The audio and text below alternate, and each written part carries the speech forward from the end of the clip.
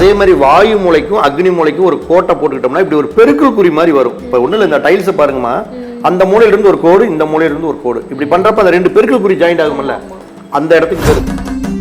பொதுவாக வடக்கு வந்து நம்ம ஆகாதுன்ட்டோம். இப்ப தெற்கு தலை வச்சு படுத்தோம்னு வச்சுக்கோங்க, நம்முடைய ஆயுள் காலம் கொஞ்சம் நல்லா இருக்குமா. சரவணபவ ஜோதிட அறிவாலயம் நிகழ்ச்சிக்கு உங்களை அன்புடன் வரவேற்கிறோம். நான் உங்கள் தொகுப்பாளனி சுரேகா. இன்றைக்கு நம்மளோட நிகழ்ச்சியில இணைந்திருக்கிறது நமது 30 வருட காலம் ஜோதிடம் மற்றும் வாஸ்துவில் அனுபவம் உள்ள ஆஸ்ட்ரோ வாஸ்து சாம்ராட் சரவணபவ பரணி பாரதி அவர்கள் இன்றைய நம்ம நிகழ்ச்சியில் இணைந்திருக்கிறார். அவரிடம் நிறைய கேள்விகள், வாஸ்துவை பற்றின நிறைய கேள்விகளும் அதை பற்றிய நிறைய விளக்கங்கள் வந்து தரதுக்கு அவர் இருக்கிறாரு. இப்போ நம்ம நிகழ்ச்சிக்குள்ள போலாம். வணக்கம் சார். இன்னைக்கு இவர்கிட்ட நிறைய விஷயங்கள், வாஸ்து சம்பந்தப்பட்ட நிறைய கேள்விகள் விடைகளை பற்றி நம்ம இன்னைக்கு இவர்கிட்ட கேட்டு தெரிஞ்சுக்கலான் இருக்கோம். வணக்கம் சார். வணக்கம். திருச்செந்தூர் முருகன் ஆசியோடு எல்லோரும் நலமுடன் வாழ நவ கிரகங்களையும் பஞ்சபூதங்களையும் வணங்கி சரவணபவ பரணி பாரதியின் அன்பான இனிய வணக்கங்கள். சார், இப்போ பிரம்மஸ்தானம் இருக்கு இல்லையா, அது வந்து பாதிக்கப்பட்டா அது நமக்கு என்ன மாதிரி பாதிப்பை கொடுக்கும்? அம்மா, முதல்ல பிரம்மஸ்தானம்னா என்னன்னு கேட்பாங்கல்ல. ஆமா, இப்ப நம்ம பிரம்மஸ்தானம் பாதிக்கப்பட்ட என்னங்கிறத விட பிரம்மஸ்தானம்னா என்னன்னு கேட்பாங்க பாக்குறவங்களுக்கு. அப்ப என்னங்கிறது சொல்லிட்டு சொன்னோம்னா தான் அதை நம்ம கரெக்டா புரிய முடியும். விளக்கத்தை கொடுங்கய்யா. அப்ப பிரம்மஸ்தானம்னா வீட்டுடைய மைய பகுதிமா. இப்ப ஒரு உதாரணத்துக்கு 20க்கு 22ல ஒரு வீடு கட்டுறாங்கன்னு வச்சுக்கோங்க. ஒரு உதாரணத்துக்கு தான் சொல்றேன். இது மாதிரி நீங்க உங்களோட வீட்டை நீங்க அதுக்கு தகுந்த மாதிரி கிரியேட் பண்ணிக்க வேண்டியதான். வீட்டுடைய ஈசானிய மூலைக்கும் தென்மேற்கு மூலைக்கும் ஒரு டைகிராம்ல ஒரு கோட்டை போட்டுக்கிறோம். அதே மாதிரி வாயு மூலைக்கும் அக்னி மூலைக்கும் ஒரு கோட்டை போட்டுக்கிட்டோம்னா இப்படி ஒரு பெருக்கல் குறி மாதிரி வரும். இப்ப ஒண்ணும் இல்லை, இந்த டைல்ஸை பாருங்கம்மா, அந்த மூலையில இருந்து ஒரு கோடு, இந்த மூலையில இருந்து ஒரு கோடு, இப்படி பண்றப்ப அந்த ரெண்டு பெருக்கல் குறி ஜாயிண்ட் ஆகும்ல, அந்த இடத்துக்கு பேரு தான் பிரம்மஸ்தானம். அந்த இடத்துல, அந்த பிரம்மஸ்தானத்துல ஏதாச்சும் ஒரு செவுருக்குது, அந்த பெருக்கல் குறியில ஏதாச்சும் செவுரு வந்து வெயிட் ஏறி இப்படி செவுத்துக்கு கட்டிட்டாங்கன்னு வச்சுக்கோங்க, அந்த பிரம்மஸ்தானம் நம்மளுக்கு அடிபட்டு போயிடும். அப்ப அந்த பிரம்மஸ்தானம் அடிபட்டு போனா அவங்களுக்கு என்ன பாதிப்புகளை கொடுக்கும் அப்படின்னா, அந்த பிரம்மஸ்தானத்தில் இருக்கக்கூடிய தெய்வம்னாவே சூரிய பகவான் தான். சூரியன்னா நம்ம உடம்புல எந்த பாட்டுனா ஹார்ட், இதயம்.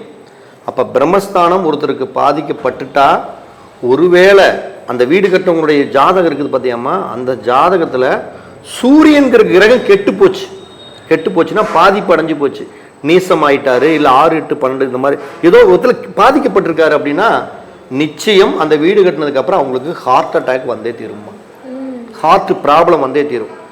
ஜாதகத்தில் ஒருவேளை சூரியனுக்கு இது நல்ல நிலைமையில இருந்தா ஹார்ட் அட்டாக் வந்து ஆஞ்சியோ இது மாதிரி ஒரு ஆப்ரேஷன் பண்ணி பொழைச்சிக்குவாங்க. அப்ப பிரம்மஸ்தானம் பாதிக்கப்பட்டால் ஹார்ட் அட்டாக் வருவதற்கு நிறைய வாய்ப்பு. யாருடைய பத்திரம் யார் பேர்ல இருக்குதோ அவங்க தானே ஓனர். அவங்களுடைய ஜாதகத்துல பிரம்மஸ்தானம் பாதிக்கப்பட்டா ஹார்ட் சம்பந்தப்பட்ட, இதயம் சம்பந்தப்பட்ட கோளாறுகள் வந்தே தீருமா. அப்ப இதயம் சம்பந்தப்பட்ட கோளாறு வந்துன்னா அது யாரு? குடும்பத்துடைய தலைவர், அவர் தான் சூரியன். அப்ப அந்த தலைவர் பாதிக்கப்பட்டு போயிட்டாவே அந்த குடும்பம் என்ன ஆகும்? சின்ன பின்னா போயிடும். அப்ப குழந்தைகள் கஷ்டப்படுவாங்க, மனைவி என்னடா நம்ம வீட்டுக்காரர் இப்படி ஆயிடுச்சுன்னு வருத்தப்படுவாங்க, பண இழப்புகள், இப்படி குடும்பம் சரிவான நிலைக்கு கஷ்டப்பட்டு போராடி அதுக்கப்புறம் தான் அவங்க தலையெடுத்து பசங்கள்லாம் வந்ததுக்கு அப்புறம் தான் அவங்க குடும்பம் ஜெயிக்க முடியும். அதுதான் பிரம்மஸ்தானத்தோடைய மகிமையம்மா. நேயர்கள் இன்னொரு கேள்வி ஒன்று கேட்டிருக்காங்க. என்னன்னா, இப்போ ஒரு பெட்ரூம் இருக்கு, பெட்ரூம்ல இந்த பொருள் இங்கே தான் இருக்கணும் அப்படிங்கிற ஒரு சில இதில், அதனால நமக்கு அது நிறைய வாஸ்துகள் பிரச்சனை இருக்குதுன்னு சொல்றாங்க. பீரோ வைக்கிறதா இருக்கட்டும், இல்லை பெட்டு போடுறதா இருக்கட்டும், இந்த மாதிரி இதில் எங்கெங்க எந்த இடத்துல எது இருக்கணும் அதை மட்டும் கொஞ்சம் சொல்லுங்க. அதாவதுமா, ஒரு பெட்ரூம் அப்படின்னாவே முதல்ல எப்பயுமே நம்மளுக்கு தென்மேற்கு மூலையில தான் பெட்ரூம். முதல் மாஸ்டர் பெட்ரூம் அப்படின்னா தென்மேற்கு மூலையில தான் இருக்கணும். அப்ப அந்த பெட்ரூம்ல நம்ம எந்தெந்த பொருளை எங்கெங்க வைக்கணும்னு சில இருக்குது. என்ன பெட்ரூம்ல நம்ம அதிகபட்சம் என்ன வைப்போம்? பீரோ வைப்போம், ஒரு படுக்கிறதுக்கு உண்டான கட்டல் வைப்போம், அடுத்தது வந்து ஒரு ட்ரெஸ் பண்றதுக்காக ஒரு ட்ரெஸ்ஸிங் டேபிள் வைப்போம். இவ்வளவுதான் வைக்க போறோம். அதிகபட்சம் இந்த பணம் வைக்கக்கூடிய லாக்கர் இதெல்லாம் வைப்போம். இதுதான். அப்ப எப்பயுமே நீங்க இந்த பீரோ தென்மேற்கு மூலையில வைக்கணும் அப்படின்னம்னா, அந்த படுக்கை அறையில இடத்துடைய தென்மேற்கு மூலை, அதாவது சவுத் வெஸ்ட் அப்படிம்போம், அந்த மூலையில ஒன்று அந்த பீரோவை வடக்கு பார்த்த மாதிரி வைக்கணும்மா, அல்லது கிழக்கு பார்த்த மாதிரி. இந்த 2 திசைகள்ல தான் நீங்க வைக்கணும். இது உங்க இடத்துல நீங்க வச்சு பாருங்க. வடக்கு வச்சா நல்லா இருந்ததுன்னா வடக்கு பக்கம் வச்சுக்கோங்க, கிழக்கு நல்லா இருந்ததுனால கிழக்கு. அப்போ தென்மேற்கு மூலையில் பீரோவை ஒன்று வடக்கு பார்த்த மாதிரியோ அல்லது கிழக்கு பார்த்த மாதிரியோ வைக்கணும். ஆனால் அப்படியே வைக்கக்கூடிய சூழ்நிலையில் பணத்தை நீங்கள் பாட்டுக்கு தகர டப்பாவில் அந்த மாதிரி ஒரு சும்மா எடுத்த உடனே வச்சிட முடியாது. அதுக்குன்னு அழகான ஒரு மரப்பொட்டி செஞ்சு, ஏன்னா மரம்னா அது தேக்கு மரத்தில் ஒரு பொட்டி செஞ்சு அந்த பணத்தை பாதுகாத்தீங்கன்னு வச்சுக்கோங்க, அந்த பணம் மேல் மேலும் வளர்ச்சி அடையும். இரும்பு பெட்டியில் நம்ம வைக்கக்கூடாது ஒன்று. அதே மாதிரி அந்த பீரோ இருக்குது அப்படின்னா, ஒவ்வொரு பீரோ பார்த்தீங்கன்னா பீரோ இருக்கும், பீரோ பக்கத்துலேயே அந்த பீரோ டோர்லேயே கண்ணாடி இருக்கும். இப்படி கண்ணாடி இருக்கக்கூடாது. ஏன் இருக்கக்கூடாதுன்னா, நம்ம படுக்கக்கூடிய உருவம் அந்த கண்ணாடிக்குள்ளே தெரியக்கூடாது. அப்போ நம்ம தூங்கிட்டு இருப்போம், நம்மளுடைய உருவம் அங்கே தெரிஞ்ச என்ன, செத்து போன பணம் மட்டும்தான் அதுக்குள்ளே தெரியும், பிம்பம் மாதிரி. அப்போ எக்காரணத்தை கொண்டும் பீரோவில் கண்ணாடி வைக்கக்கூடாதுமா.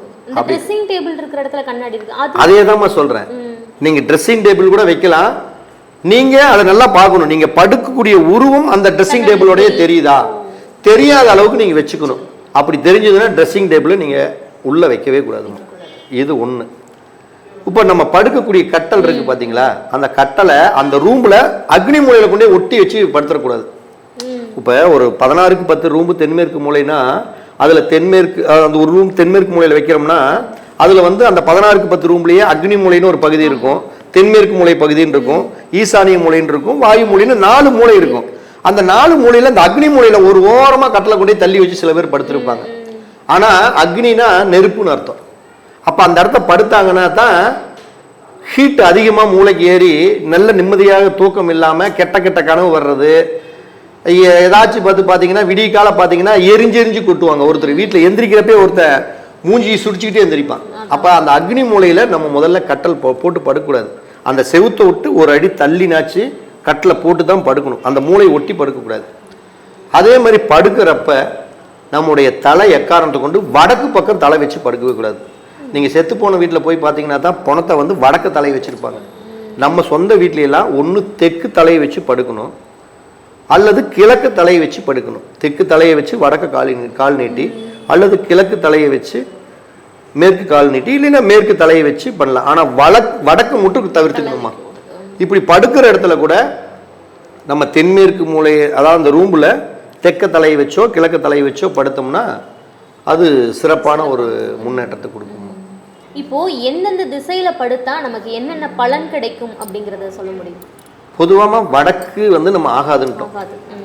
இப்போ தெற்கு தலையை வச்சு படுத்தோம்னு வச்சுக்கோங்க, நம்முடைய ஆயுள் காலம் கொஞ்சம் நல்லா இருக்குமா. ஆயுள் காலம்னா நல்ல தூக்கம் வரும். ஏன்னா தெற்கில் இருக்கக்கூடிய பொதுவாக தெற்கை வந்து நம்ம யமனுக்கு உண்டான பாகம் தான் சொல்லுவோம். அதாவது கிரகங்களில் நவகிரகங்களில் செவ்வாய்ங்கிறோம், ஆனால் தெற்கு மேற்கு எப்படியுமே யமதர்மராஜாவுடைய ஆதிக்கம் உள்ள இடம். நல்ல நிம்மதியான தூக்கம் வரும், ஆயுள் ஆரோக்கியம் நல்லா இருக்கும். ஏன்னா ஒரு மனுஷன் நல்லா தூங்குனானாவே ஃப்ரெஷ்ஷாக இருக்குமில்ல.